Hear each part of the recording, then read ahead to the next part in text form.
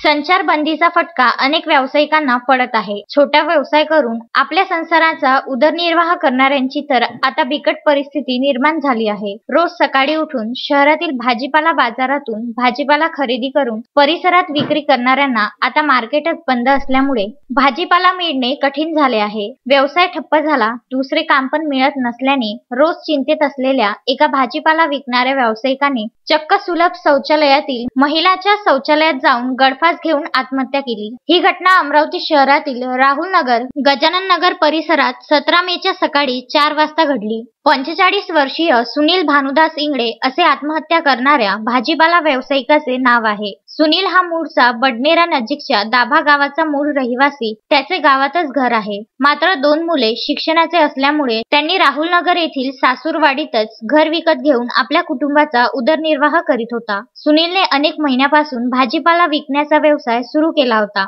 त्यातच कोरोनामुळे लॉकडाऊन असताना त्यांना शहरातील बाजारात भाजीपाला मिळत नसल्याने रोज सकाळी त्यांना जाणे करावे लागत होते. त्यात त्यांना चिंता निर्माण झाल्याने 2 दिवसापूर्वी पत्नीसोबत कुटुंबाचे कसे होईल अशी खंत व्यक्त करीत होता. सुनीलला किडनी स्टोनचा आजार असल्यामुळे त्यालाही तो कंटाळला होता. याच चिंतेत असताना त्यांनी 17 मेला सकाळी 4 वाजता झोपेतून जागी झाला. पती भाजीपाला विकत घेण्यासाठी शहरात जात असेल म्हणून त्याच्या पत्नीनेही दुर्लक्ष केले. त्याने घराशेजारीच असलेल्या सुलभ शौचालयात जाऊन गळफास घेऊन आपली जीवनयात्रा संपविली. सकाळी शौचालयास आलेल्या महिलेला सुनील गळफास अवस्थेत दिसल्याने तिने आरडाओरडा केला. नातेवाईकांसह नागरिकांनी धाव घेऊन फ्रेजरपुरा पोलिसांना माहिती देण्यात आली. पोलीस उपनिरीक्षक गजानन सोनुलेसह पोलीस कर्मचारी दाखल होऊन घटनेचा पंचनामा करण्यात आला. अत्यंत मनमिळावू नागरिकांच्या सुखदुःखात धावून जाणारा असा स्वभाव असणाऱ्या सुनील इंगळे यांनी टोकाचा निर्णय घेतल्याने नागरिकांमध्ये हळहळ व्यक्त